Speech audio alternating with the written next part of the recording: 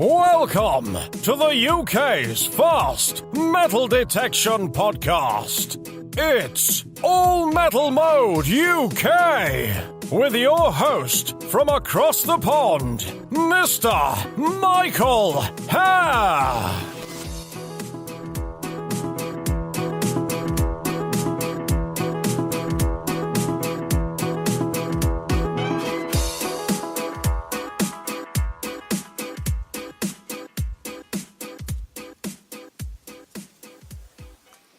Hello, everybody. This is Mike Hare, and you're listening to the All Metal Mode Podcast UK with myself and Mr. Dave Sadler. Hey, Dave, how you doing? Oh, hold on. Let me get you unmuted. Okay. You're okay. Good deal. I'm okay, Mr. Hare. He with the beard of the gods. How are you? I'm good. We got to get on Luke about. We got to get on Luke about his changing our intro. Right, okay. I mean, we've got an awesome intro, but you're not included in it. What's up with that? You and him are closer than I, so I don't know why you haven't been like, listen, Luke, you got to fix this, buddy. Yeah, but you always go quiet. It always goes quiet on me. I can't hear it. Oh, you can't hear it anyhow. So you don't. Well, we still have the original. As far as I'm concerned, it could be fine. Well, it's still Next week I put it on and say, Dave, it's done, mate. Everything's fine. It's all been sorted. And you wouldn't know the difference. Yeah, it's still the original intro. We got to get that changed, man. That drives me crazy. You are such an important part of this show, and we need to get your. If you're listening yet, Luke, you better get that changed, buddy. Mr. Sadler's going to come pay you a visit. That's what he said. That's what he told me earlier. In his tent at night. Oh, yes. Anyway, I've got a few announcements before we start. Well, let's do it. Well, one of the things, as everybody know, we've had numerous guests on in relation to Detectable in the past. And there's been an announcement in the past week that there is now a spring mini Detectable taking place April the 6th and 7th. And there's 450 acres of land near Henley-on-Thames in Oxfordshire. Historically, there's a masses of history, both medieval, Roman, etc., in the area. This is both the Detectables team, Metal Detectives Group, and they're teaming up with Leisure Promotions, Mr. Pete Terrell, for this spring mini Detectable.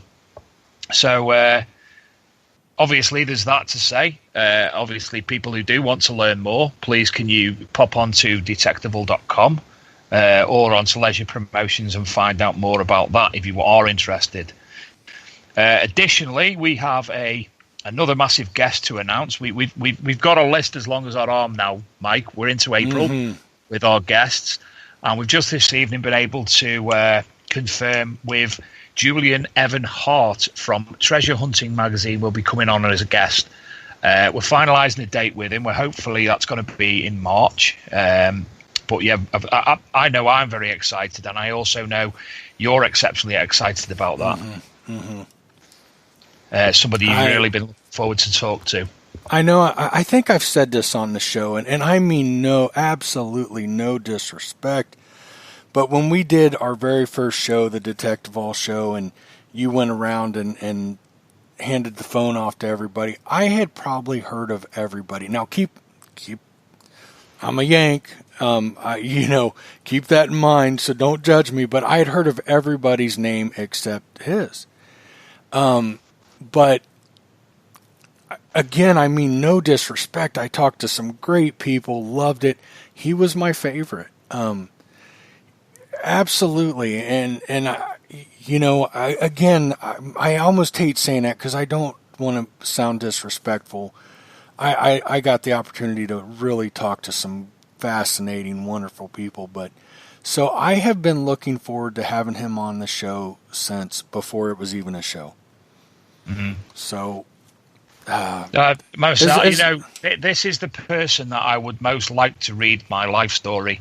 Sod you Morgan Freeman. Sod you Samuel L. Jackson. It's Julian Evan Hart for me. I get that. Yeah, he, I got up early that morning. Okay, it was like noon your guys' time. It was like 6 a.m. And for a 10-minute chat with me that ended up at 2.5 hours. Yeah, that's what I thought it was going to be. So I got up at like 5:30 on a Sunday morning, and it's okay because I'm just talking to Dave. It's not a big deal.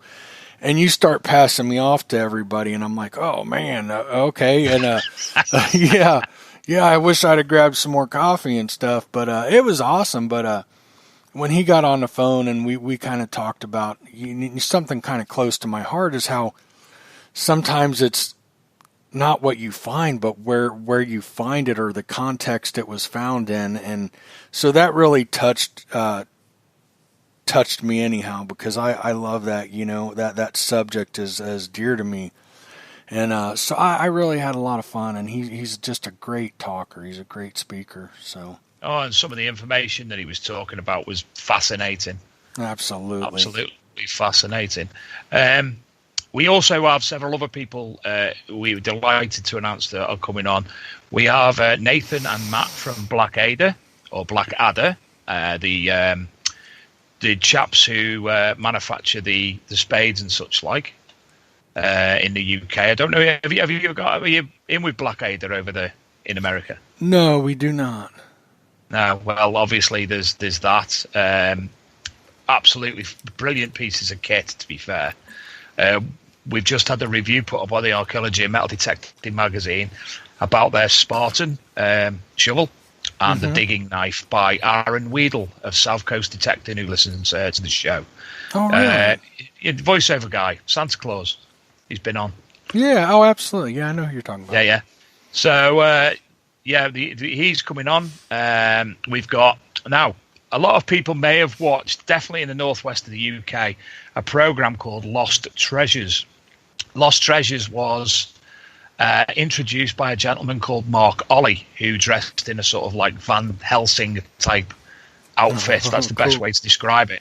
Now, Mark's coming on the show. Mark is a very, very, very good friend of mine. I've known Mark for 15 years or so now, and it was Mark who actually allowed me to participate in his archaeological digs, as well as being into TV and media and book writing, etc., lectures throughout the world. I think he's even done a stint as an Egyptologist in Egypt, giving people tours. But Mark had an archaeological group called, what was it now? Chains, Whips and Pole. Chains, Whips and Pond Liner. CWP, the Celtic Warrington Project. What I was doing in my head then, we used to have a game where we had to rearrange. We used to have to give the letters a different meaning. It was the best one was chains, whips, and pond liners. So the Celtic Warrington Project. So he's going to be coming on and discussing the archaeological work that he's took place in. I'm going to be talking to him about some of the sites that I was lucky enough to participate as both a metal detectorist and an archaeologist, and many other things. And we've also agreed a date with Seascope, with Martin Bass from Seascope, who again I know you've been looking forward to greatly. One other now Luke's messaged me to give mention to a Steve Mobbs who's found a complete Roman bronze hairpin, a Celtic Chariot ring off a quad 4-horse chariot set, which he thinks would have been one of the second pair supporting the reins in the first pair. So I'm not 100% what that is. He did say that there was a news article, but I've been unable to find that currently. So we've got another future guest, Steve Mobbs, coming on. But so that's about it from me with your updates, Mike. Detectable, Steve Mobbs, guest for the near future, etc. And now you can introduce tonight's guest, which we must apologise for the... We firstly must thank Mike for coming on, but we also must apologise for Jason Massey from Digging for Veterans, who was supposed to be coming on. UK weather currently has gone to crap down south, and his internet wouldn't connect because of the weather. So thankfully, we have somebody else in his place. And at the right moment. I don't think it could have worked out better. Perfectly. Absolutely perfectly. How you doing, Mike? Very well, thank you. Sorry for the long-winded introduction there, Mike. I was just trying to fit everything in. Oh, that's okay. Hey, Dave, I apologize. Take over for 1 minute. I got to do something really quick. He's going for a poo now, isn't he, or something? No, I've got a dog locked out that's crying at the door, so I'll be right back. Go get the dog. Go get the dog. Mike, thanks again for coming on tonight for your return. Last time I think we were... did we get through the full show, or it was the one where Mike wasn't well, where he got bit by a spider? We got 3/4 through, I think. And that's the one where Mike went down with ill health, wasn't it? Unfortunately. Yeah. So thank you for coming back on now. For obviously going to discuss metal detecting, your major find, and there's been just so happens there's been a massive update on that today. Yes. So briefly, obviously, for those who didn't listen first time round, would you be able to give us a brief rundown of what the find was, etc., please? Well, the find was the first of its kind in West Britain, the Celtic chieftain's chariot burial. Up until this stage, there hasn't been anything found this side of Yorkshire. And it was the first one. It's also in Wales, and that's the first again. The archaeologists attended last June and did some of the excavating, but unfortunately the money ran out. We had the coroner's report on what's already come out of the ground this morning. There'll be another report after the chariot's actually been recovered. And they're hoping to go ahead now with that March, April. Brilliant. And you're obviously, are you going to be involved in any more excavating and such like, doing the spoil heaps and such like? Yes, I am. Not only on the chariot, the size of the site, you've got the Celtic fort, you've got the chariot burial, and you've got another 2 burials as well. And they reckon it's going to take 10 years plus to do the whole site. Wow. And they've going to be involved in the whole thing. So you've got to keep an interest in a hobby for the very least. Yes. That sounds fascinating. The whole process. We spoke about last time some of the images and such like the terret rings, with the bridle, the medieval brooch potentially, etc., etc. The pair of wheels that were revealed by the excavation. We spoke about everything already, but looking at the images again. And one of the images, Mike, I do have to say that's a nice window with the ship glass in. It's lovely, that. Yeah, that was in... Go on, sorry. Which window's that? Is that the one that was taken today? I don't know. You stood somewhere, and you've got to the left of you've got a window, and it's a stained glass window of a ship. Yeah, that was in the coroner's office here today. Oh, right. Lovely. Yeah. They actually told me that was going to be on BBC News at 6:30 tonight. Whether or not I've missed it, I don't know, but I didn't see it. I'm sure you'll be able to find that on catch up if it is anyway. Yeah, they actually. I'll be having a look. I'll be having a look for that during the show for you. Yes, they interviewed me for 10 to 15 minutes, I think. Yeah. Marvelous. Are you back yet, Michael? Yeah. Oh no, I'm here. I'm sorry. Yeah. Marvelous. Yes. So, so the outcome of today's inquest, Mike. It's been declared treasure. Sorry. It has been declared treasure. And under the circumstances, there was no other outcome really. Yeah.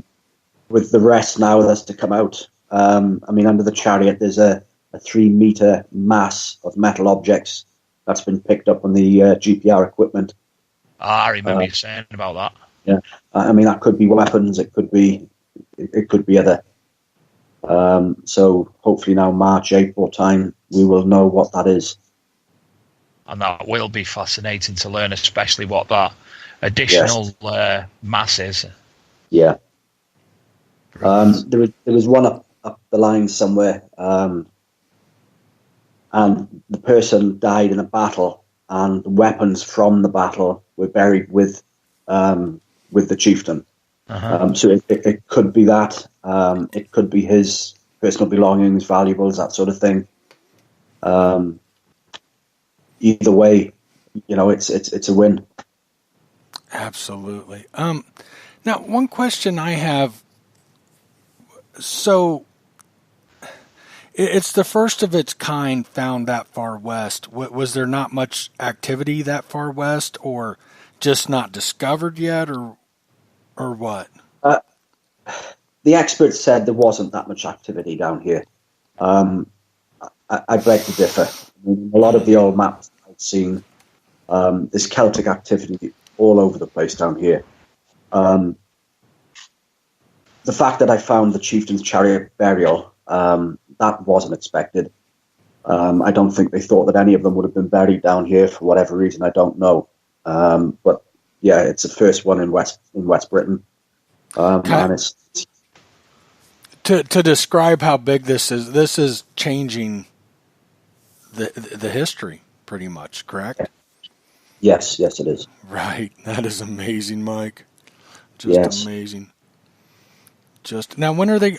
I think you mentioned it, and I was just getting my headphones back on and stuff. When are they going to get back to digging? Well, initially it was Cardiff Museum.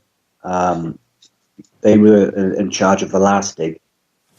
This time round now, it's Dyfed Archaeology, a joint venture again, I believe, with Cadw, and they're intending to do this now early spring. And they've said March, April time. And again, I believe when we talked about this earlier, you will be involved in that, correct? Yes, from start to finish. How lucky, how amazing to be part of that journey. Yes, yeah, very. And initially they've said it could be 6 weeks, but it could be as much as 12. Well, just for that one particular, because when we talked to you last, there were several things in that field, right? Yes. This time round now, when they go back to the field in March, it is only for the chariot. And that takes 12 weeks. There's another 2 burials, and then you've got the monument, the fort. That could take in excess of 10 years. Right. In total. Yeah. There's going to be a lot going on for a lot of years, isn't there? Yes, it is. How incredible. That is just... This is one of my favorite stories. I told you before the show we didn't get much time to talk. There was kind of a little mix-up, but I've had dreams about this. I woke up thinking about it and stuff. What an incredible find and adventure, and to see what comes of this over the next several years is incredible. Have you found anything in the other fields nearby? Is there any other fields that you have permission there that is anything suspected to come out of those? Well, at the moment, I can't really comment on that. I've got another, in total, about 30 fields with this particular farm. Oh, wow. And I've just got that feeling. I know this stuff there. I've just got to find it. Right. How much have you been able to get out since finding that? And has any other finds come up that you can share in other fields, or any clues or anything? No, nothing. The reason being is, having said nothing, is the fact that up until that time, that the ground around these fields is so hard. I tend to stay away from there at the time. Back in February last year, we had so many weeks of really bad rain. And the only ground that I could really go on metal detecting without sinking up to my knees was these fields. So it was just pure luck, really, that the weather made me go, where I went. If it hadn't been for that, I'd have probably not gone there. How long have you actually been concentrating on this site itself personally, as just a general metal detecting? About a year and a half. And is there anything else outside of the Celtic sort of era that you've brought up there? Yeah. What type of things have you had? Oh, well, to be honest with you, I've had not a lot in that sense, but then I haven't been looking. For anybody that metal detects, they'll tell you the way they set up their machine is either for deep or for shallow targets, depending on what you're looking for. You set your machine up to cope with that. And up until I found that, obviously, I was unaware, because there was no known history in the area, I wasn't looking for that. And at this moment in time, since the archaeological dig, once it's become public, I've sort of kept away from there. I've not wanted people following me. Following you, yeah. Yeah. What machine do you actually so now use? After March, April time, once out the ground, I will then concentrate again. Yeah. What machine do you actually use? I know we've spoken before, but can you give us a reminder of what machine you use? Yeah, the machine I used at the time to find it was a Minelab Xterra 705 with a big watt coil, 15-inch watt coil, and they punch deep. Obviously, I mean, it's quite an old machine now. They've been out a number of years, and I will be upgrading now shortly. What are you upgrading to? Hopefully the Equinox, again with a big coil. The problem we have here in Wales, most of the time it rains, even in the summer. So I don't like going out with a machine where I've got the risk of it getting wet because the warranty doesn't cover that. So with an Equinox with a nice big coil, it's waterproof. The batteries are built in. Whether it's raining or not, as long as I got some wet gear on, it won't matter.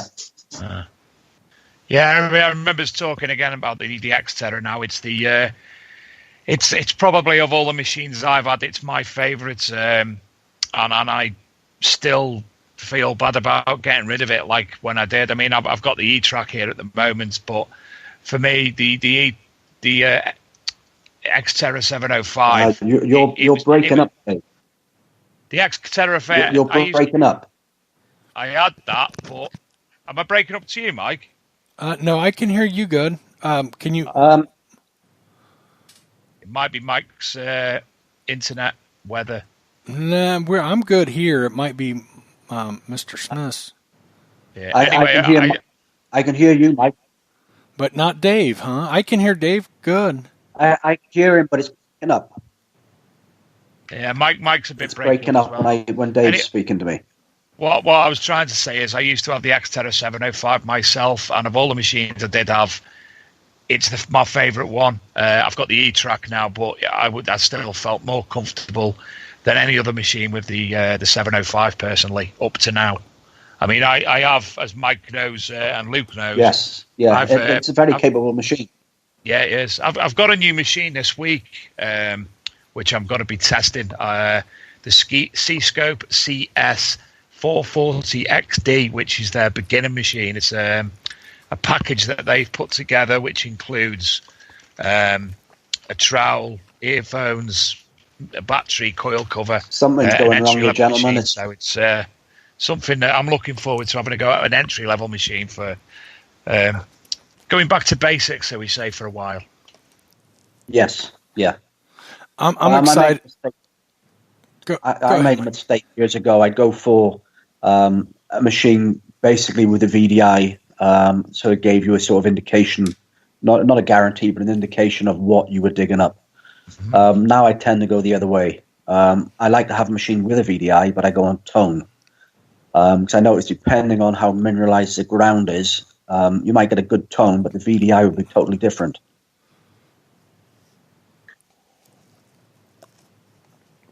Do you have much iron in those fields? Yes, where I am down here, a lot of machines that I've had don't cope. I'll tell you something, Mike. I'll share something with you. Hey, I'm not an expert or anything. I've been metal detecting for a little over 20 years, though. I've used a lot of detectors, and I really, in the iron, especially where you don't have modern trash or very little, I prefer an analog detector. I will stand behind this saying that they handle iron. They work better in the iron than anything. And like here in the United States, we've got Tesoros, and they're kind of on their last leg and stuff. You know, everybody wants a VDI and all this. And I've gone out several times with guys with $1,000, $2,000 detectors and just tore them up in those high infested iron sites with a few $100 Tesoro that's analog technology. Believe me, I love the VDIs. I love all the bells and whistles, but I know you guys have some pretty good machines. Well, I mean, the C-Scope, most of those are analog, if I'm not mistaken, right, Dave? Yeah, I think mainly all the C-Scope are, yeah. Something obviously you can talk about in the coming weeks with Martin from C-Scope. I mean, don't get me wrong. I've got, I've used Mind Labs, Whites, Fishers, Technetics. I've used them all the major ones here in the United States. I've used some from overseas, and I love them, the Nocta macros. But it's really hard to beat analog technology where you don't have much modern trash and you're working in heavy iron. Just an idea, a thought. Just a thought. So, Mike, what was the Treasure Act process like for you? Well, it was straightforward enough. Unfortunately, my flow, I found him when I made the initial find, I found him that evening on the 7th of February. And I had no reply. I phoned again, and I left a voicemail this time. I had no reply. This went on for about 6 days, and I thought, well, what's going on here? So I phoned Cardiff Museum, and Mark Lodwick was on annual leave, so he wasn't getting his messages. So I then spoke to a receptionist at the museum, and she put me through to Adam Gwilt, who's the curator there. And it went from there. So today, obviously, most metal detectorists have not actually... You were at the coroner's court. Yes. What were the events today? Can you talk us through the process today? Obviously, you were called in, etc. I personally have not been any court in any way, shape, or form, so I'm completely oblivious to what happens. It was like a small county court. You had the coroner sitting in the judge's seat. You had the newspaper people there. There was a police officer sitting there. And basically they introduced themselves and then asked me to introduce myself, which I did. They then went through the report, the treasure report. And from there then, it was basically what's going to happen next. Obviously no location or anything given at any time. But it was confirmed. At the time, I've had people ask me, are you sure it is a chariot burial and so on, as because of the part of the country that I found it in. And it didn't matter how many times I told them it was. They didn't tend to take it in, I don't think. But today, the actual coroner then, he read it out, the report from the museum. And in his words, then it was a Celtic chieftain's chariot burial. So, that's then been confirmed to the newspaper people as well. Brilliant. So, what does happen next? Well, basically, it's just a waiting game now. Nothing will happen now until Dyfed Archaeology go back to the site in March, April time. Mm-hmm. And that's going to take 6 to 8 weeks. After the 6 to 8 weeks, 6 to 12 weeks, once everything is out of the ground, then obviously, I'll have more to speak. Obviously, I can't at the time because of the security of the site. Mm-hmm. But once everything's out the ground, then there's no reason why I can't sort of say what has been recovered.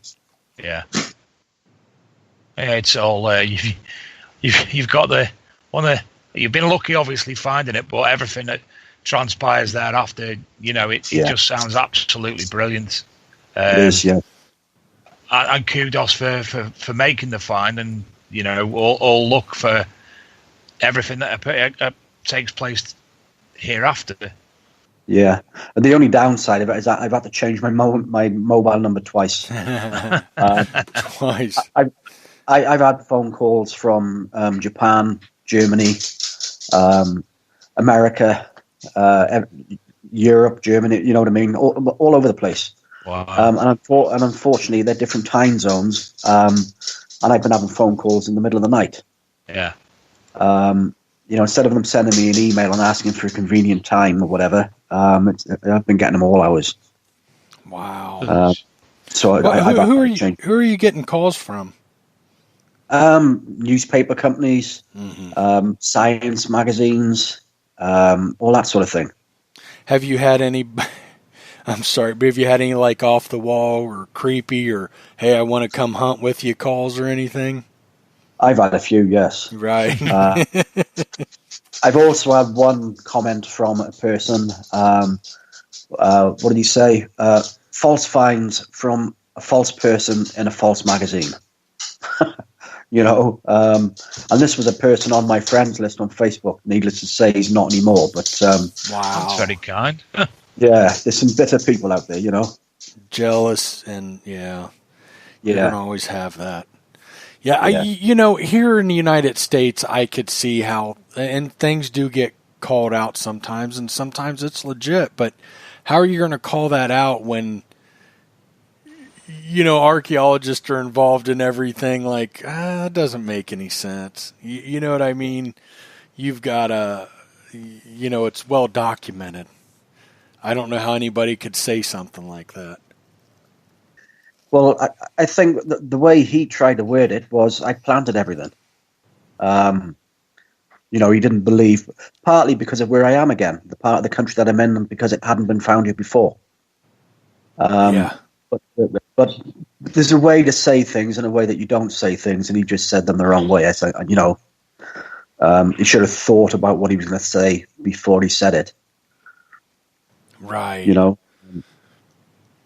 There's ways to say things, Yeah, that's absurd, and it is sad when jealousy and stuff enters in like that. I mean, we've definitely witnessed that here in the United States. I've seen things, and I'm big on here in the United States. Anyhow, there have been finds faked and stuff. There's actually been pieces confirmed that they never existed, especially with the Civil War, and people have made these things and said that they've found them and they sell them to collectors for big money. And I'm really against all that, of course, and I think people like that need to be called out. But to call you out on something that's been so well documented, and I mean, it's just absurd. And the jealousy that we see that here too, where I've been doing this a lot of years, and I know people fake finds and stuff, and you can tell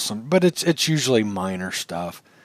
And I think it's bad for the hobby and everything else, but when it's jealousy, when you see that it's just somebody being called out because others are jealous, that's absurd. Yes, yeah. Absolutely. Unfortunately, you're going to get it. It's just one of those things. I've done everything by the book. The first person I called was a person you mentioned just now, who's been a friend of mine for a number of years on Facebook, was Julian Hart, the editor of Treasure Hunting magazine. I sent him a photo of the horse bridle junction piece, and I'd sent him some photos previously, and I phoned him and I said, Julian, what do you think of the photos? And he had a look, and they were the older photos I had sent him. Basically, he was, well, there's nothing, that's not that, I can't remember his exact words now.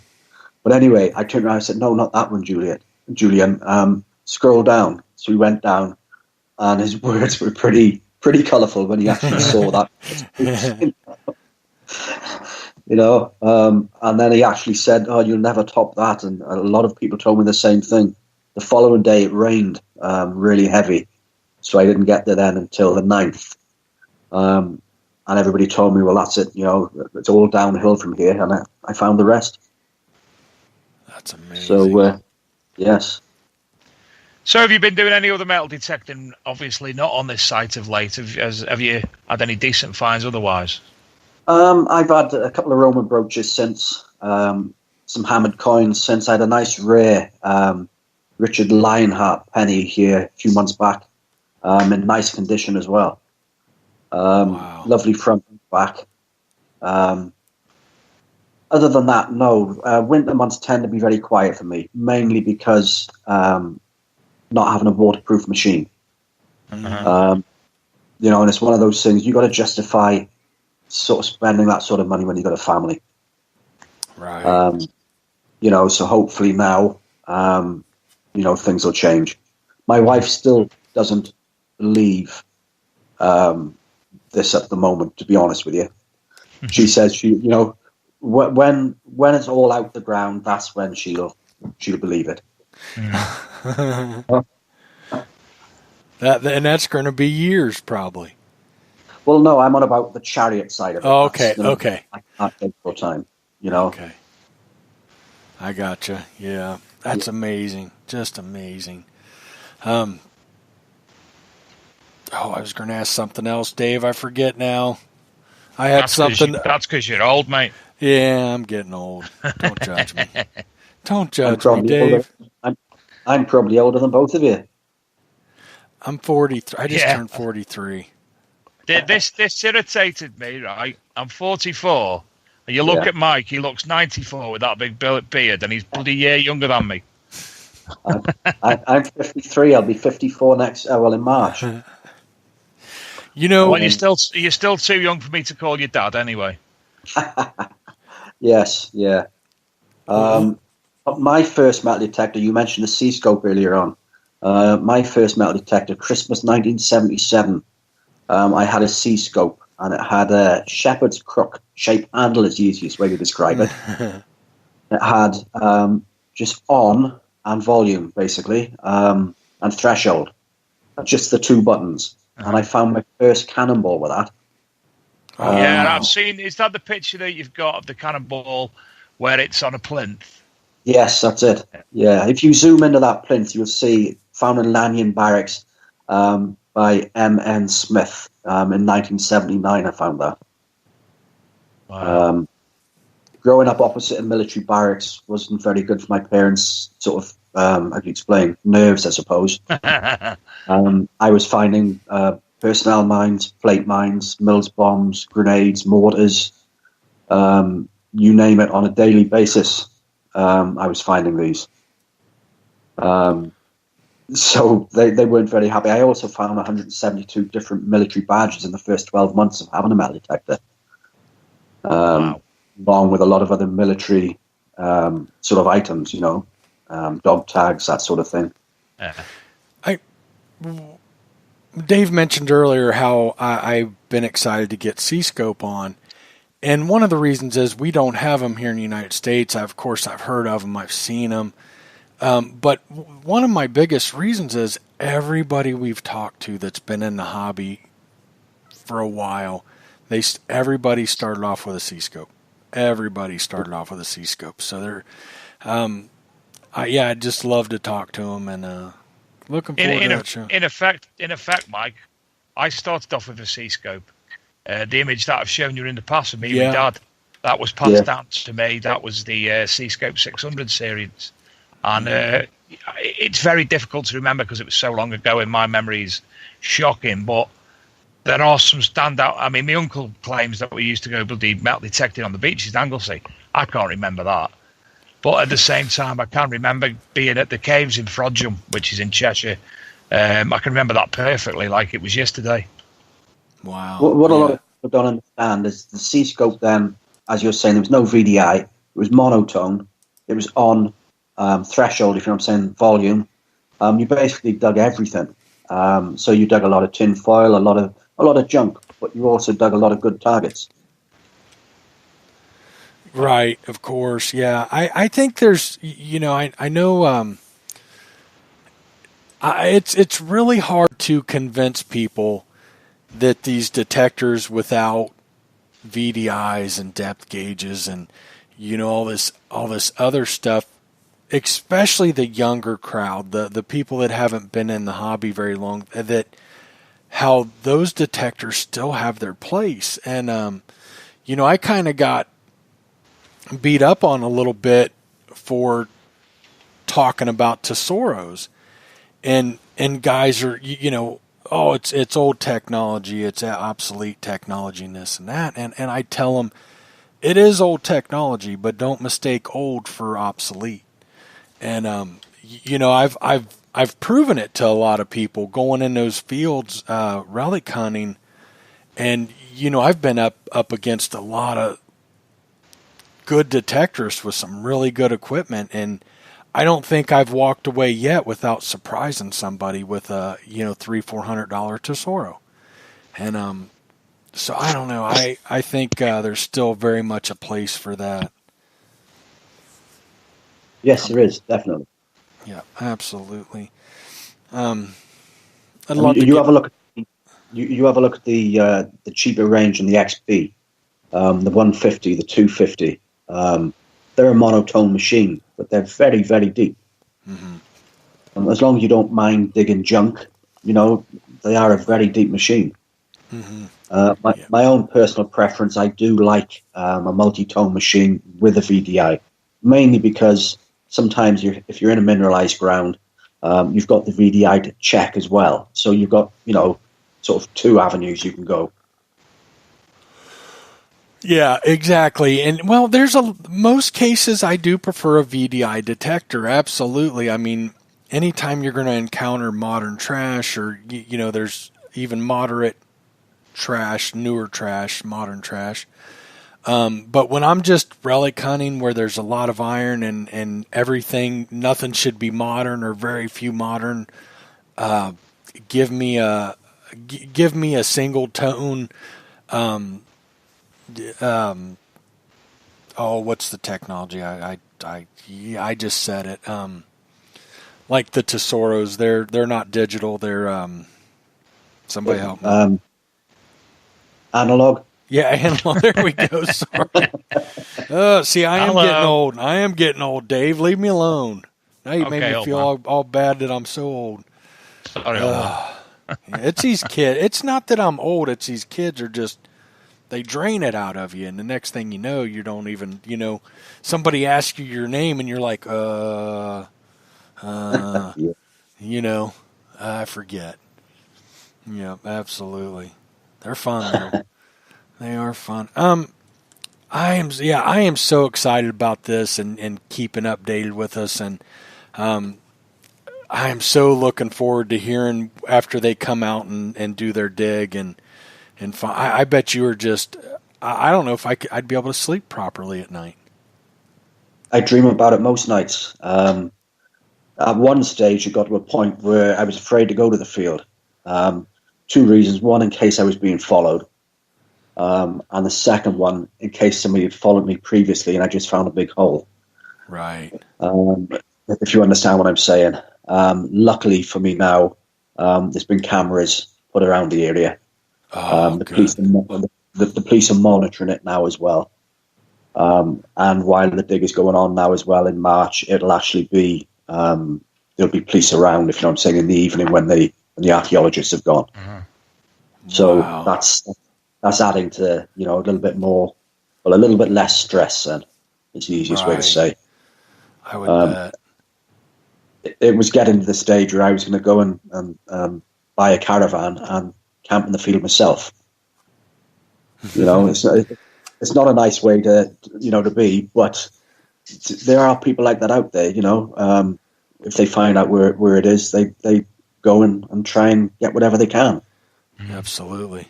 Have you had any suspicions of anybody trying to follow you, or has anybody reached out and you feel like they're trying to figure out where you're at or anything?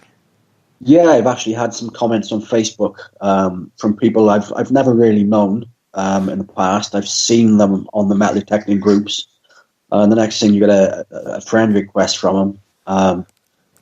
And within, the next 10 minutes, they're sort of messaging you, saying that they'd like to come along when they're excavating. I mean, these are people that I don't know, and they don't seem to understand. That it's not something you're just going to take anybody to. Right. Besides that, you'd have to sort of discuss that with other archaeology as well. It's not something you're just going to allow anybody to come across you don't know anything about. Yeah. Right. Yeah, I can imagine. I've had a few finds in my years of detecting, and I no longer. I rarely do I share any of my finds or anything, because you'll find, even on something minor, or you find enough older finds and stuff, and maybe they're not spectacular. You watch people start coming out of the woodwork, and they'll want to be your friends and be your friend and want to know where you found it and stuff. And that's a sad thing. I mean, there's so many good people in this hobby. So many, but there is some people out there that you absolutely have to watch for, that are just have no respect for the history, no respect for other people that have done the research and going out to hunt and stuff. And so it's kind of a scary. I can imagine what you're going through with such a monumental find. What you must be dealing with. I can't imagine. Because I've seen it on a really small level. I mean, just small finds, so I can't imagine. I mean, at one time, if I found a nice hammered coin or something, I'd actually sort of flip it out onto the cloud and I'd take a photo of it there. Unaware at the time when I first started doing that, that if your location, the GPS is turned on in your camera, it actually gives it coordinates. So then, so I've actually gone into my phone now. Two things. One, I don't take those photos anymore. I wait till I've come home and I've cleaned them up. But two, I've also turned the GPS off. So when I take photos now, there's nothing there, if you know what I mean, other than the picture. Yeah, that's smart. Very, I'm glad you brought that up. And that is something we should talk about right now for a minute. If to our listeners out there, if you don't know that, most phones, they track and people can go in and find the coordinates and stuff. So be very, very careful with that. You can turn it off, and, like Mike said, you can photograph somewhere else. But you need to be very aware of that. I've heard that here in the United States, people being tracked like that.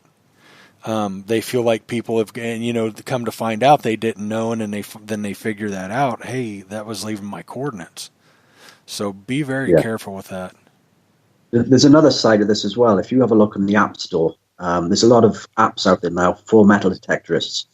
They're a bit like the GPS maps. They log your path. They log exactly where you've been. They log the location of each find and so on. Myself, I don't use the app. I'm suspicious of it. It might be unfounded, but to me, who has got access to that information?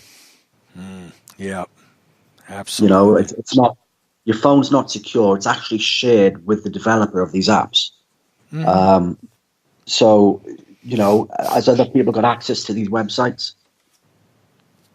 You're not wrong. Yeah, that's modern day, though, isn't it? Modern technology. We see alterations in technology all the time.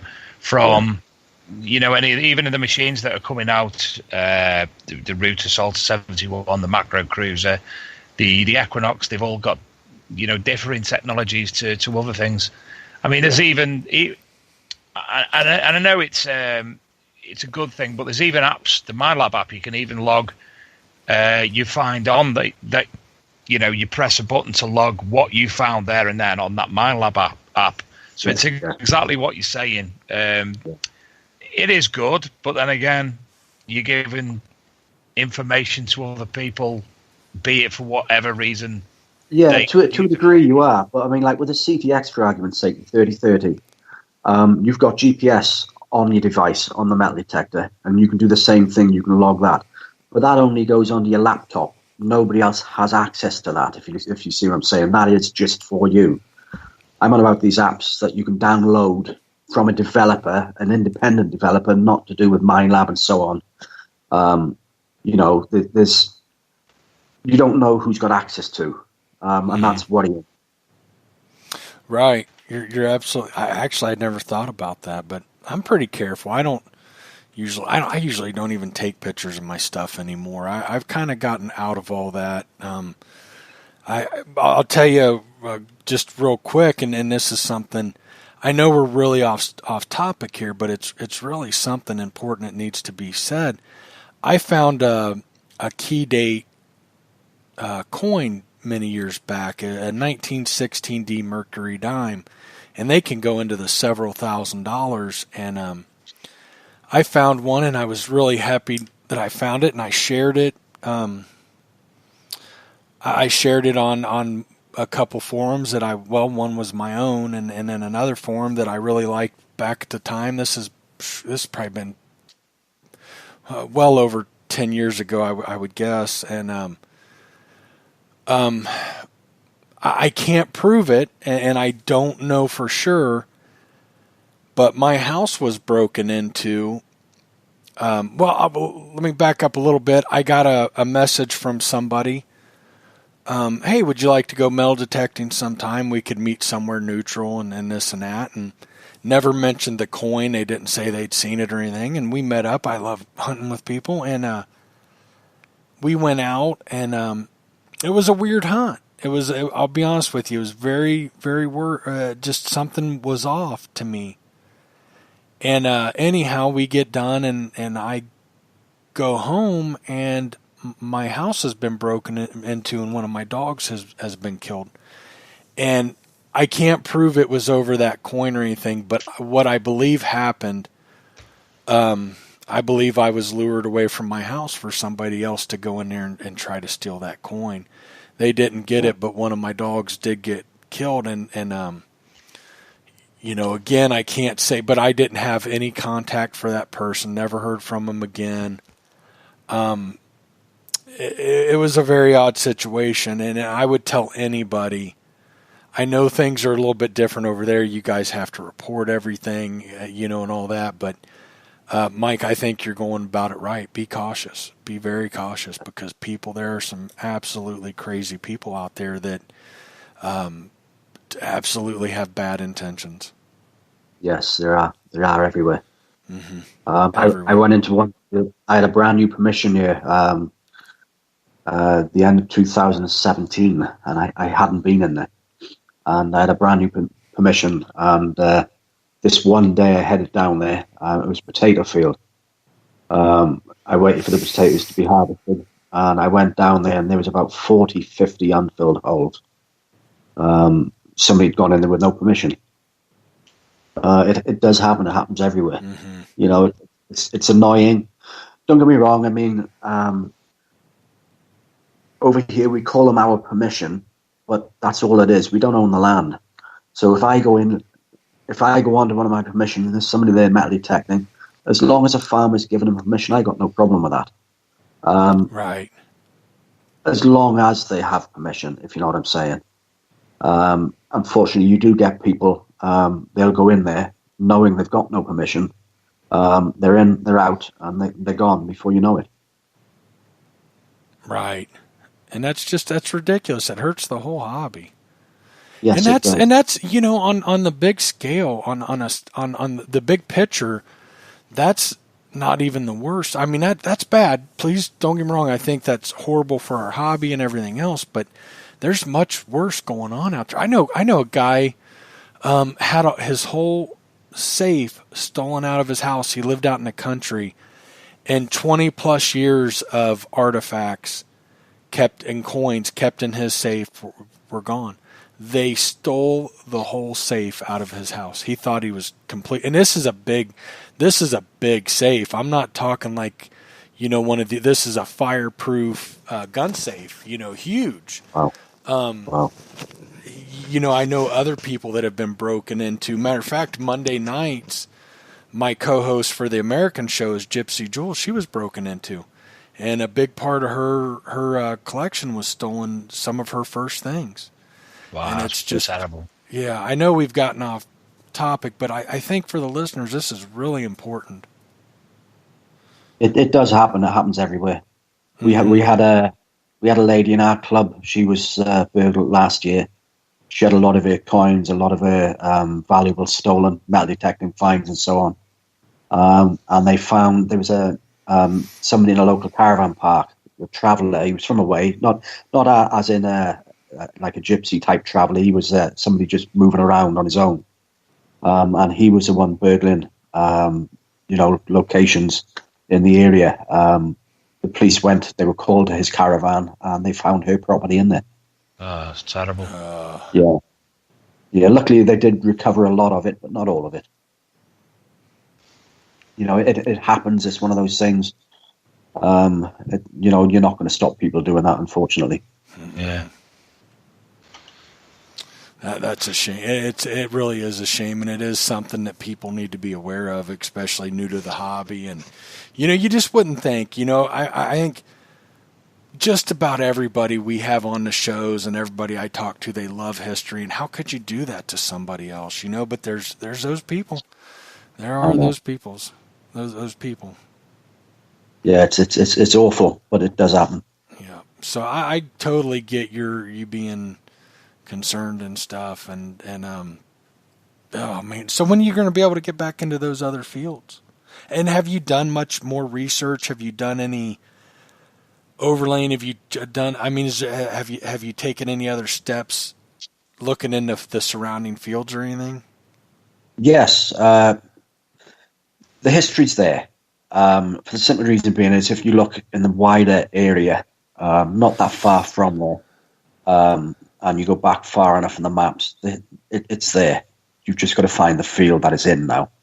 Unfortunately, the old maps weren't that accurate. So you've got to try and judge it as best you can. And unfortunately as well, you've got modern builds on a lot of the land. So you can't detect on it. It's just one of those things. The easiest way I find to do it is to have a look, basically, on CADU, on their website. And that'll give you a list of all the scheduled listings that you cannot go and detect on. But then you cross-reference that with the old maps of areas, and you look for places there is history on that's not scheduled. And you can go on them. It's a lot of investigating. It's not a case of like when I started, I think there was only 2 people in the town I grew up with a metal detector, and I was one of them. Now there's got to be hundreds, if not more. Wow, that's incredible. But it is all research. It is all research. Certainly is. Luckily, there are a lot of tools. I think we passed some tools over to yourself, Mike, over the last week or so. That we sent some links to things that we are able to use in the UK for research purposes. Yes. I haven't got a chance to look. Luke said he was going to send me some places to look, but that's something I would love to. I think that's the big thing. That's going to be the next big step. It's not there. It's not affordable at the time, but I think LiDAR is going to be it. I think if I remember correctly, Mike, what we were discussing is that Luke was going to give aerial images to myself and yourself from one of his locations that he looks at to give a fresh perspective, different set of eyes. I mean, and how different and how much knowledge you have in metal detecting. Being all the way over in the US, you might see something over them that we don't at all. I doubt it, but I'd love to see it, and I'd love to take a look and help any way I can, for sure. Yeah. I'm getting a message that we have to call Dean Stanton. I heard he's got a heck of a find or something. Is that right, Dave? I think he's had something of consequence for him, at least, anyway. Awesome. We'll have to get him in. Mike, you're more than welcome to stay on the show, and we can we'd love for you to interact. I'd like to get Dean called in if that's okay with you. And of course, we want you back. Any updates, and we would so appreciate it. I hope we do this for years. I hope we can have you on and keep us updated and talk about it and what's going on in the other fields and such. Yes. Unfortunately for me now, I've got to go now. I've got my children upstairs being quiet, and my wife's popped out to the neighbour. Children being quiet? How have you done that? Yes, I know. Right. I know there's nothing good going on. That is funny. Yeah, absolutely. Well, I'm glad that worked out then, Mike. But please keep in touch with us. Please keep us updated. We'll get you on the show anytime that you have some updates, and we would love to keep made aware of everything going on. Yeah, I will do. Thank you, Mike. We appreciate it. Thanks, Mike. Thanks for coming Thank you on. very Take much. care. Good luck with everything. Thank you. All right. While I work on getting him in here real quick, I'm sorry, bear with me. That's guys. all right. Anyway, I mentioned earlier on, Mike, about receiving this C-Scope CS440XD. Now, basically, I'm not technically gifted. We all know that. What? I can talk a good. Oh, mate, What? when it comes to talking technology, you know, I'm happy to sit back. I'm not thingy to say that I am au fait with most of the things involved in metal detecting at all. You know, I'm a hobbyist. I do as much as I can. I work as hard as I can, and try to help other people with what we do at the Archaeology and Metal Detecting magazine. But yeah, I'm very excited to look at this metal detector. Mm-hmm. Mainly because it is analog. I mean, the last time I used analog was my dad's 600 series C-Scope, which was manufactured back in the 70s. So, this is the first time I'm going to actually use analog. Now, another machine I've been desperate to try in the past, which is also analog, but it scares me, Mike. I don't know if you've got this product in the US. It's called the Bliss tool. The version V5 was called the Beast, and it's all analog. But looking at it, it scares me. It's got so much analog. So for being able to pick one up, and I believe the depth that they get to is quite phenomenal. Excuse me. So going back to basics with this machine, and looking at it from somebody who isn't technically gifted as potentially a new person coming into the world of metal detecting could be, looking for their first entry-level machine. I'm really looking forward to looking at this from, in my mind, a novice's standpoint. Here's what I would say. Don't discount a detector that doesn't have all the fancy stuff. Guys were making killer finds with analog technology that they still have their place. Now, it's really hard to convince people that. It really is. It's kind of funny, but it does. I mean, I have literally gone out with an analog detector, kicked somebody's butt who's got more than $2,000 invested in all this fancy detector, and kicked their butt, and they still can't accept it. And everybody, I think I think the guys like me that have been around 20 plus years, I kind of fall on that line because VDI was out when I started. I mean, VDI and digital's been around since I've been in the hobby, but and actually I was in the hobby for probably 10 years before I kind of reverted back for some situations back to analog technology, and I couldn't wrap my mind around it at first. why do I want to use this detector when there's, I can VDI and depth gauge and multiple tones and all this. And it took about, I'll tell you what happened. A guy in Virginia, which is highly mineralized ground, very tough. Most detectors don't work good there. I talked to him, met him through a forum where you could live chat with people. And him and I used to talk all the time. And I said, why are you using an analog detector with no VDI and all this? And he said, Mike, because it works. And this guy had he had the nicest Civil War collection I've ever seen. Which, not that I've seen a ton, but just amazing. He used to share stuff with me all the time.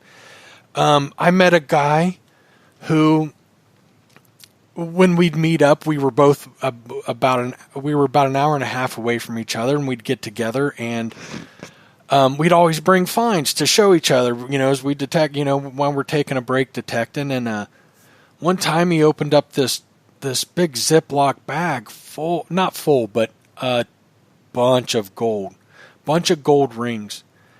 And, in my time metal detecting, which has been on land, I've found 2 or 3 gold rings, 3, I think. So I couldn't, my first thought is he's a beach hunter. And I said, man, how'd you get all those? And he laughed, and he's not a beach hunter, or doesn't do beach hunting. I don't think he ever had. He'd found them all with an analog detector with a knob. And by turning the knob on this like $200 detector, he could tell the difference between a pull tab, where it cut out, the difference between a pull tab, a nickel, and a gold ring, almost every time. And almost all of those had been found with that $200 detector. Well, then, another just quick story. Sorry, I know I ramble, Dave. That's another thing of being old. But hold on a minute, Mike. Yeah. What you don't realize is you may have discussed this in the US. You haven't discussed these stories in the UK. I, for one, love hearing them, so you crack on. Okay. Here's my third and last one that got me interested.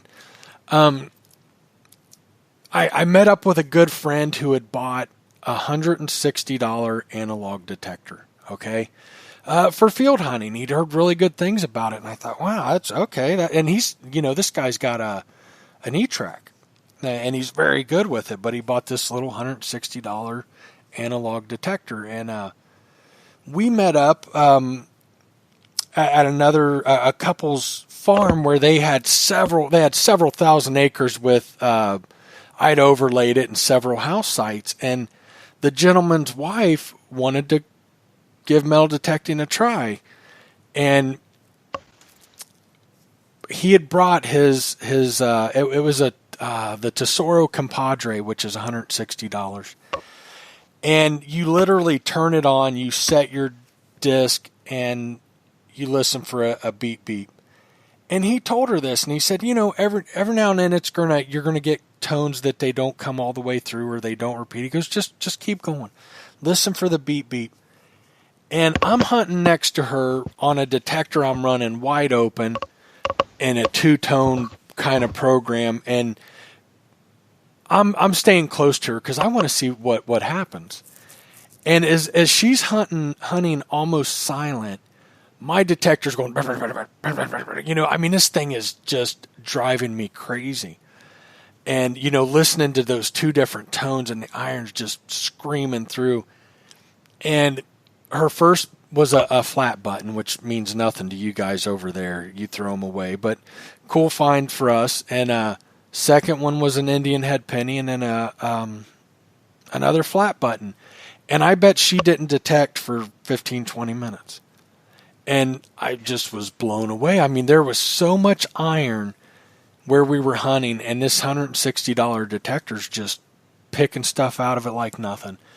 So I got one, and I'll be honest with you, the Tesoros, to me, I'll just say they look like cheap toys from the 70s. Mm-hmm. And actually, when I opened it for the first time and pulled it out of the box, I'm like, oh my God, what did I get myself into? And I took it out and quickly, a couple hunts, I mean, they're turn on and go. There's something about simplicity that just works sometimes. I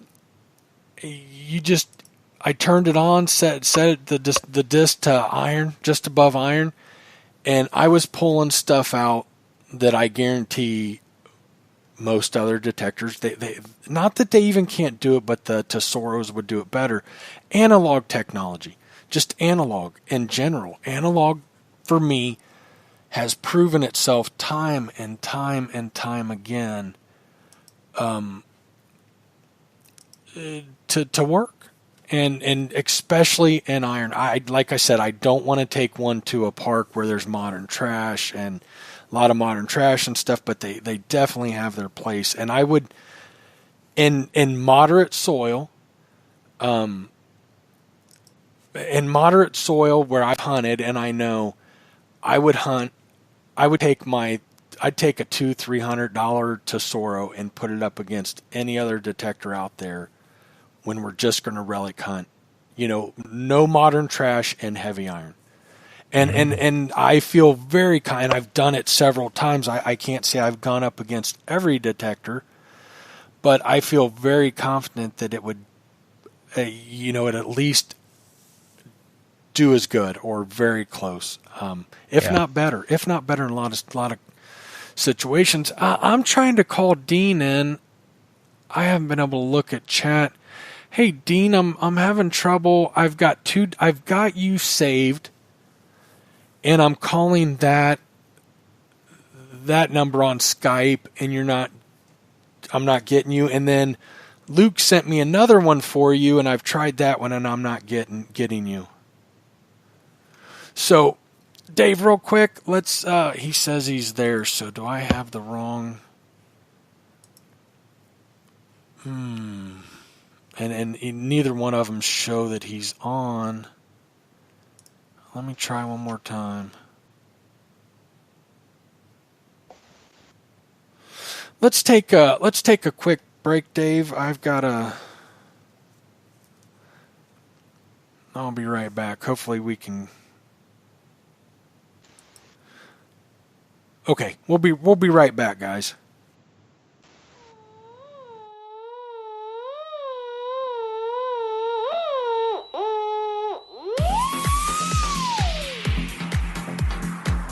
The Archaeology and Metal Detecting magazine acts as a hub for information, offering articles from archaeologists, detectorists and other specialists throughout the genre, featuring many links, event info and news articles associated to archaeology and metal detecting. We also offer professional review services and promotion for books, resources, videos, documentaries, gadgets, equipment and much, much more. The magazine is run by the archaeological and metal detecting community for the archaeological and metal detecting community. So come visit us at archmdmag.com, that's archmdmag.com, and check out information from our media section with all the latest content, news from the Archaeology Channel, podcast and the YouTube channels that feature the now legendary Digger Dawn, The Man with the Hat and Archeo Duck, just to name a few. If you would like to offer an article, link or inquire about other services, then pay us a visit at archmdmag.com and drop us a line.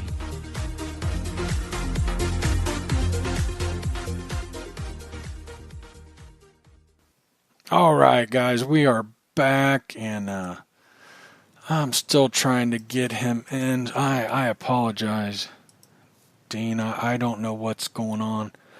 I'm trying to look through messages and everything else, what's going on. I've got him saved, and I'm guessing that one's no longer good. Okay, let me check. Yeah, I tried that, Luke. Okay, guys, bear with me. Talk to me, Dave. What do you want to talk about? Anyway, what I was going to say, Mike, was, do you think nowadays with the large amount of metal detectors on the market the analog is being pushed aside, not because they're bad machines, but because it's easier to use the digital display and the digital buttons and such. I don't know, because in some cases that is true. Here's my thing. Here's my thing about it. You're gonna remodel your house. You're not gonna remodel your house with a hammer, right? You're gonna need a hammer. You're gonna need a saw. You're gonna need, you're gonna need wrenches and everything else. And I think so many people. Hi, Dean. We got you finally. Sorry. Good deal. Do carry on. Sorry. No, that's fine. Glad we got you in finally.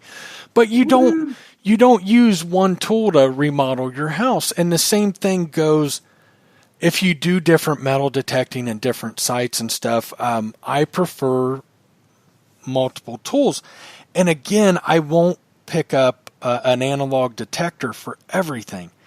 But when I am in heavy iron, I prefer analog. And as far as easy, there's nothing easier than something like a Tesoro, where you literally turn it on, turn it. Some of them you don't even ground balance. And if you're in moderate soil, it's not crazy mineralized. You turn it, you don't even need ground balance. And you'll get great depth. That's one of the things about a Tesoro. It looks like a little kid's toy, but I was getting amazing depth. I'll never forget, I found this little tiny wadded up piece of copper, smaller than your pinky nail, probably half the size of your pinky nail, and folded together. It wasn't as thick as your pinky nail. We're talking tiny. And I found it at 8 inches deep with a $400 Tesoro. And I didn't believe it at first, because 8 inches is, I mean, that's really incredible depth, for something that small. And so I went back over it, and there was nothing else in that hole. So checked my dirt and everything else. So, and then I started having more, I'd see more and more of that. They just work through the iron better than anything I've found. But as far as simplicity, I mean, things like that, and I would imagine the C-scopes, and some of the others, they're so easy. There's nothing, even, I've used several of the Tesoros now. I mean, the Outlaw, I turn it on, I pump it, and to ground balance it, you turn ground balance where it's even, and you go, or you set it hot, or however you want to do it, and you don't mess with it again. There's nothing simpler. But yeah, again, it's not a tool for everything, but also most VDI machines I wouldn't consider a tool for everything. If that makes sense. Certainly does. Okay. Good evening, Dean.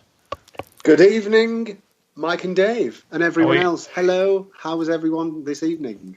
Simply lovely. Marvelous. I think Dave's tired of my rambling. I can start to tell when he's like, "Oh Jesus, I wish Mike would just shut up." Not at all, Mike. Not at all. No. I'm with Dave. I could listen to you all night. Fascinating. Well, thank you guys. Thanks for the nice lies. No. Oh, excuse me. So, what's new, Dean? You've been... I ever since I've had the AT Max, and I know there's other machines work for everybody differently. I'm just comfortable with the way, the balance, the weight, the etc. on the AT Max. All machines are good as long as you're finding stuff and having fun. But December 30th of December it was, I went on a group hunt, and having never actually found a hammered coin, I found two. Wow. Yeah, two. I think you might have seen them. The Edward the First pennies. Scott Dubai reckons they're early minted ones as well. And I was blown away by those. Couldn't believe it. Happy as Larry. Did me dancing and stuff. And then just a couple of weeks ago, I thought I'd try out one of the longer fields, which there's not been much activity on there. It's quite far away from my normal area. And I'd done a square grid, and I thought I'll just pop up to that corner. just do a little diagonal. Halfway along it, I popped up a Charles I hammered silver shilling. 1628, 1629. Absolute stunner. Like, look, the size of a bin lid. Dean, wow. Who's Larry, and why is he happy? Do you know what? A little bit of research would probably tell us that, but I haven't looked into it as such. But yeah, it must be a happy man, Larry, because everybody's as happy as Larry. Yeah. My dancing leaves a little to be desired, I think. But I mean, that's lovely. Everybody loves fine. I mean, everybody seems to have popped up hammers here, there, and everywhere. There's at least four or five people got their first hammered just recently.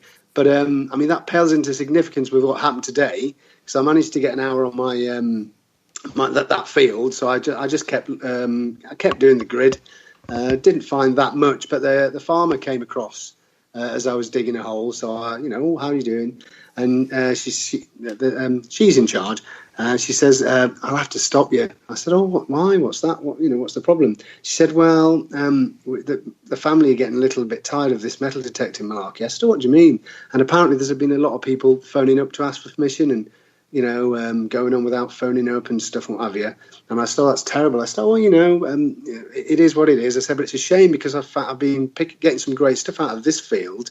For instance, the Charles, their first, tell her about a few of the finds, showed her a few of the things I had in my little finds box, including a nice 17th century, half a 17th century hat buckle.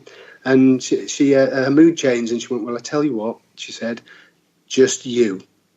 I said, well, that's very kind of you. So it can go either way, can't it, in this hobby? Did you also go, phew? oh, yeah. But as she was walking away, I just planted my spade and sat down and I had a bit of a vape. Because although I've only got I've only got 4 little fields and a small sort of corner of one, that the new Roman one just by the scheduled monument. It's not much, but they've got a big, I'm slowly working my way in, if you know what I mean, maybe to get a bit more. I mean, I've got plenty for me, and I would like to, hopefully, as I say, invite friends on when they're up for it, but sadly, that's out the window now on this. I've got another smaller one that I might be able to, but it's, it just shows how fickle, I mean, I've seen... Martin and Simon, the divvy detectorists, they lost a permission through no fault of their own, really. Somebody else jumping on and then they were happy to dig, and then somebody, how it is, controversy, etc. Bless them. Yeah, it's interesting. You talk about hammered coins as well. At the weekend in Shropshire, there was a 2,500 coin of Harold II and William I found. Yeah. How many? What? Amazing. 2,500, mate. Absolutely. Wow.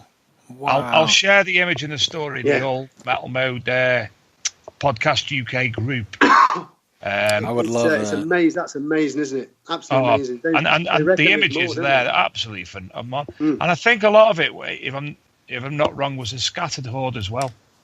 Right. Yeah, it was. It was located a scattered hoard of epic proportion.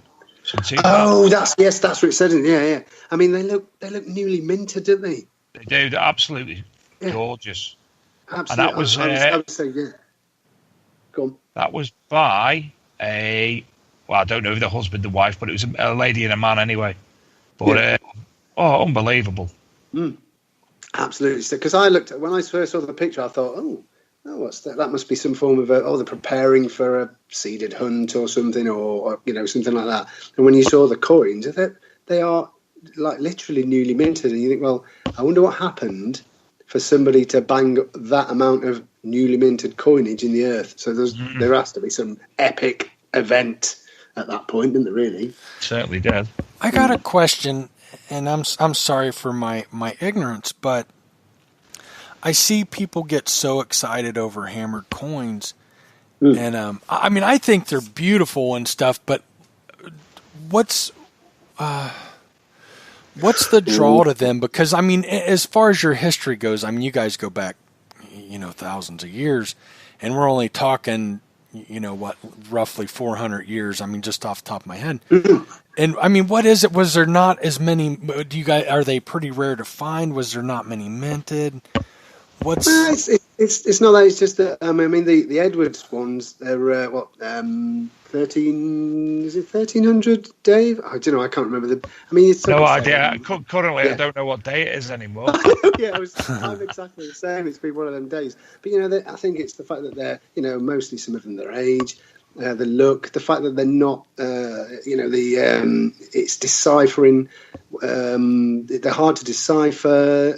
It's lots of deep research. The word hammered is linked to the hammy dance and the fun times. You might find loads of other types, but I suppose they are. Well, apart from the whole Dave just mentioned, they're relatively hard to find. Okay. Yeah. I think it's also the era, the medieval era is well liked in the UK. Yes. Obviously, the Roman era as well. I mean, I'm still to find anything Roman. I don't know if you know, Dean. I was actually myself and two of my friends. We were up to about 40. We found scattered medieval jetton hoard. Now a jetton, Mike, is a gaming token. Yeah. And I've not been back there for 2 years. The two other gentlemen keep going. That must be near enough. Well, Dave downloads and listens to this show. He'll correct me, but I'm sure it's in the 75 to 100 range of medieval jettons. And some of them are absolutely gorgeous and German in origin as well. Yeah, they are. The Nuremberg. I think I had one. I had a Taunton token and a Nuremberg jetton in the same day. But I was surprised to find that it was, Germany. It's they've got a distinctive mark on one side. It's like, is it Heart's Crown or whatever it is anyway. So you can kind of tell. But they are, they're hammered coppers, aren't they, or hammered whatever they are. That's how they made them. They're fascinating as well. Very interesting. But that's blimey. Yeah, Roman, as you say, the Romans left us, and it was kind of a, ooh dear, what are we going to do now type stuff, wasn't it? Yeah. I actually have a jetton I found in the United States, Relic Continental, a very old homestead. But then I have a friend in Mississippi. He found one. It's old. It's like 1500, 16. For us here in the United States, it's really old. So they do come up here in the United States. It's pretty rare. I think usually they're carried over. They were carried over. Yeah. Well, I mean, they were carried over, of course, but I think more as souvenirs passed down through the family or something. I doubt. In most cases, I think that's the case. I don't think they necessarily came over in the 1400s or whatever, but still very interesting. You've got that. There's still a potential. You always talk about the fact that we've got lots of history, but a lot of history was taken over there, with the early settlers. And there's, as you say, the proof in what you've just said, that there's got to be plenty out there. So it's just a matter of, you've got to walk over it to find it.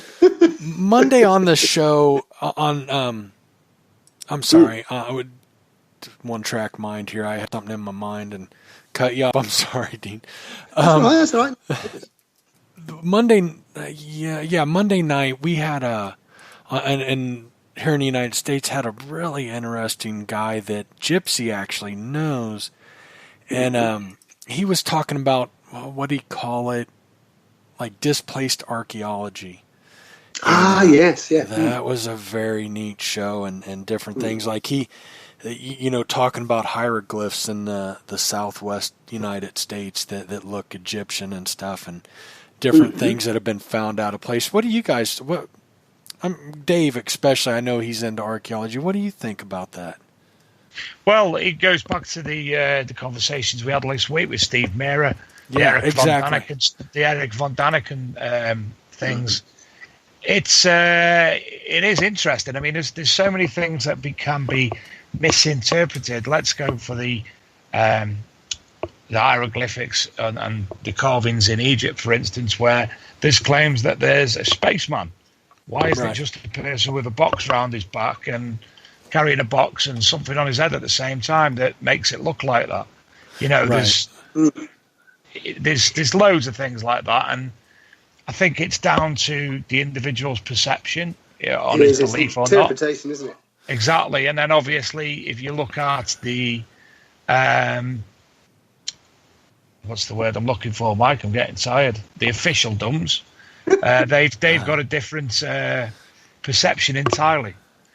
Well, yeah, and I agree. There's room for interpretation, but like Gypsy found a Roman coin on a Florida beach, Wow. and of course, absolutely, of course, that could have come over in the last 10 years, 20 years. You know, who knows? Things are moved and shared, but there's been stories of small vessels of Roman coins found on beaches. You know, that kind of stuff too. I think years ago I remember a guy, and he just got beat up, and I believe personally, I believe he found it, and where he said he found it. Whether somebody lost it in modern times or he found something Egyptian, and we're talking 20 years ago now. He found it where they started digging a gravel pit, and it was several. I want to say it was a few feet down, not several.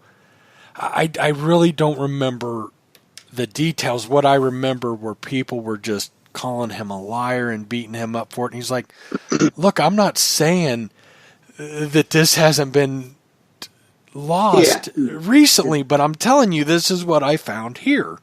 You know, and but I have heard of some out of place artifacts and stuff and different things, and I'm very curious into that. It's very interesting. Well, did you? I'm so sorry, Dave. I'm a bit behind with the old Oak Island series, and I watched the last night where they said that sort of crossbow bolt thing was Roman. Wow.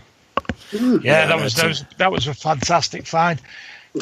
we had Randall Sullivan on here a couple of weeks ago regarding. That's right. Yeah, I remember. He's good. And what Randall says is that he's in full belief that all the items found on the site are from the site. They've not been brought in.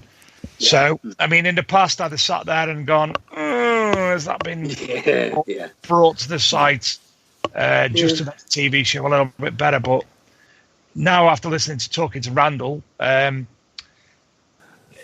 got a different idea about that myself. Yeah. I mean, it's. Oh, sorry, Mike. No, go ahead. Did you see the sort of arrow pointed? It did look like a sharpened welding rod, and the expert in California said that it was the tip of a oh god, what's the Roman spear called? The hoorah, something, wherever it is. And as much as I think it could be Roman, it looked a bit small for that. I don't know, but it's amazing what they're finding there now. Yeah, but you know what's really odd to me. You know, I'm pretty open-minded. First, I'd like to say, you know, I've always felt like that show was legit, like the Laginas were legit people. But then having Randall on, and you know, hey, we don't know. Randall could, maybe it's some big conspiracy, but I don't think somebody like Randall would put his reputation on the line to help a lie like that. I can't even fathom that. But what I find so curious is, you know, they've literally almost literally found stuff from all over the world. There. Yeah. And it's like, you know, are these small treasures that made it out of the supposed money pit?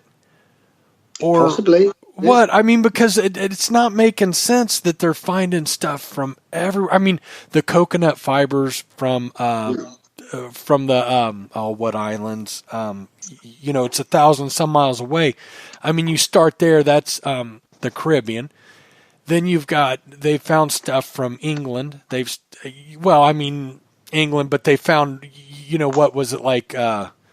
I think I'm ahead of you guys. I think we're ahead, so maybe I shouldn't spoil anything. But it just seems like I know different. They found coinage, didn't they?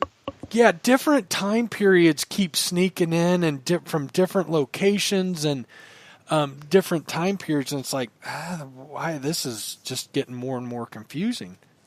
Mike, what were them islands called? I don't know. I think it's just in the Caribbean, correct?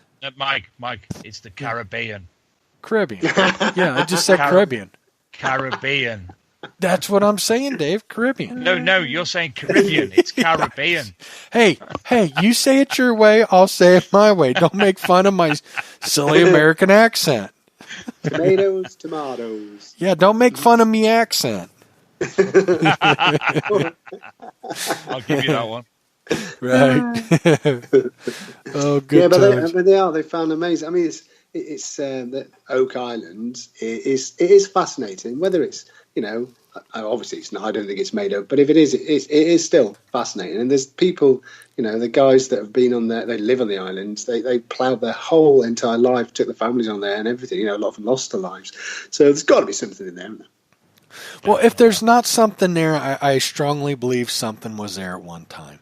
I don't think it was a hoax. And what made me think, really understand that, was Randall saying from the beginning of it, the shaft being found, nobody's made money off of it, like landowners. Yeah. They've let them dig with, the idea of we share it.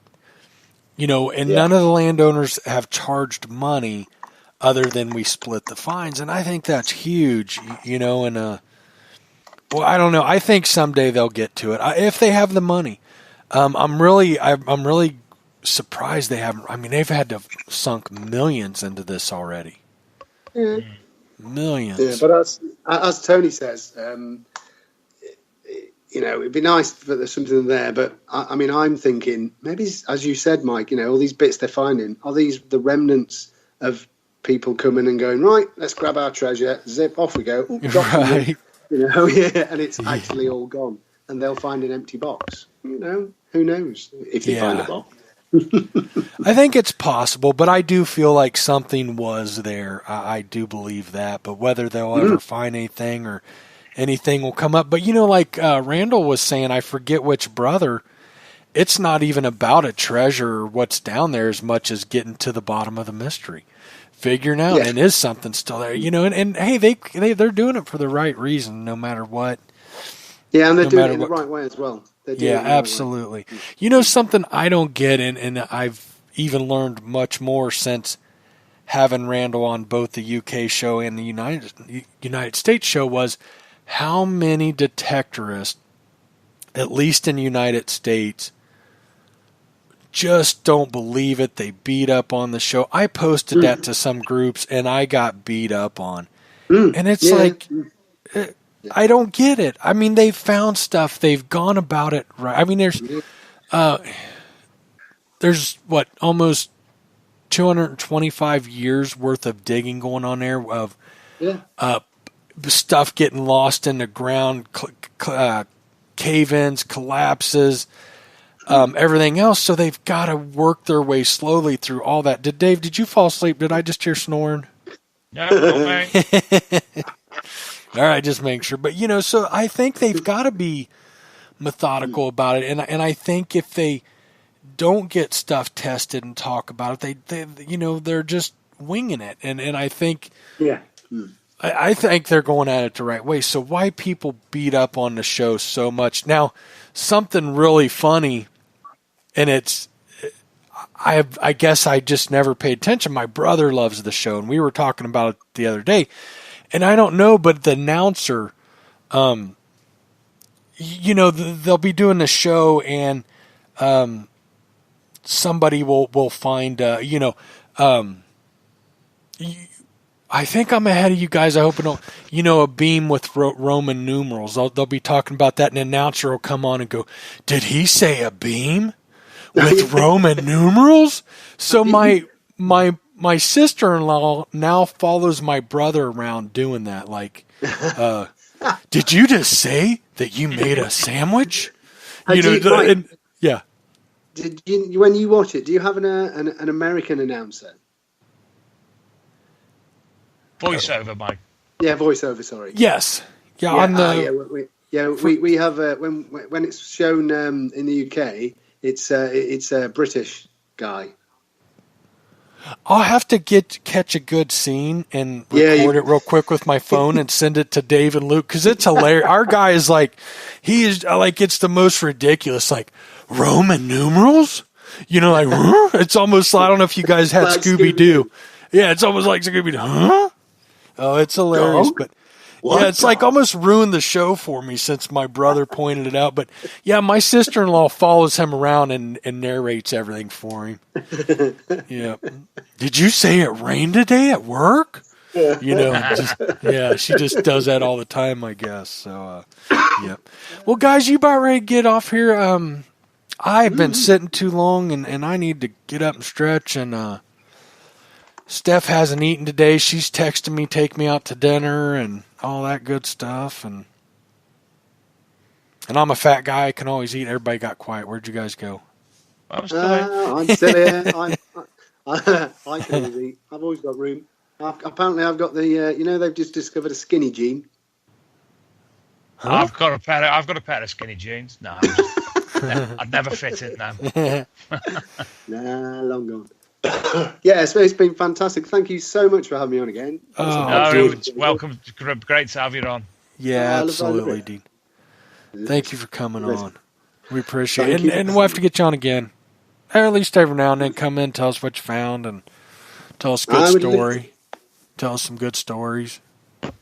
It'd be my pleasure. All right, great, Dean. Talk nonsense. All right, guys, I'm going out to dinner. I think I'm gonna have some drinks. I think I might need a few drinks tonight for dinner. You treat yourself. Yeah, thanks, guys. Well, I appreciate that. All right. Hey, everybody. Thank you for tuning in. I had a lot of fun. Hope you had fun, Dave. Marvelous as ever. Good deal. You get some sleep, man. You sound like you're passing out. I need it. Right. All right, everybody. Night all. Good night. Good.